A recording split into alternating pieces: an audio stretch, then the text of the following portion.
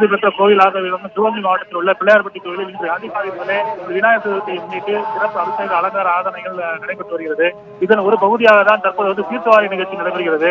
இந்த தீர்த்தவாரி நிகழ்ச்சியை பொறுத்தவரையில் விநாயகர் பெருமான் வீதி உலா செய்யப்பட்டு அதில் இந்த கொடிமரம் உள்ள விக்கிரகம் தற்போது கோவிலுக்கு எதிரே உள்ள குளக்கரையில் வைக்கப்பட்டு அங்கு தீர்த்தவாரி நிகழ்ச்சி நடைபெறுகிறது. இந்த தீர்த்தவாரி நிகழ்ச்சியில் ஒரு பல்லாயிரக்கணக்கான பக்தர்கள்